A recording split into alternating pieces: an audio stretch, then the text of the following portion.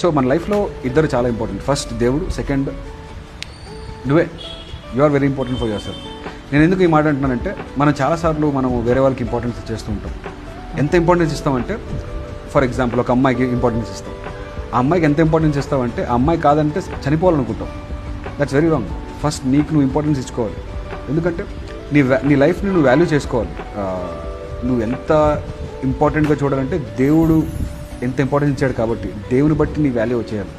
So నీ value తీసుకుపోయి ఒకరి చేతిలో పెట్టిన వెంటనే నీ జీవితం పతనం స్టార్ట్ అయిపోతుంది. So please don't do that. ఎవరు కూడా మీ లైఫ్లో మీరే చాలా ఇంపార్టెంట్. ఎందుకంటే చివరి వరకు మీరే ఉండాలి మీతో. సో జనాలు వస్తారు పోతారు, కానీ ఒక అమ్మాయి కోసమో ఒక అబ్బాయి కోసమో ఎవరి కోసమో జీవితాన్ని త్యాగం చేయొద్దండి.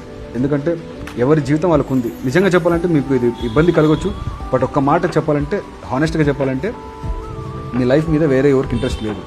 నన్ను తప్పుగా అనుకోదండి మీరు. 100% ఫ్యాక్ట్. ఎవరికి కూడా నీ లైఫ్ మీద ఇంట్రెస్ట్ లేదు.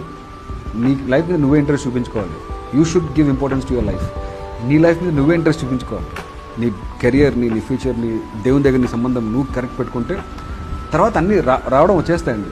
సో ప్లీజ్, నా మెసేజ్ ఏమంటే, please give importance to your self. First దేవునికి ఇంపార్టెన్స్ ఇవ్వండి. సెకండ్, దయచేసి మీ లైఫ్ని వేరే వాళ్ళ చేతిలో పెట్టదండి.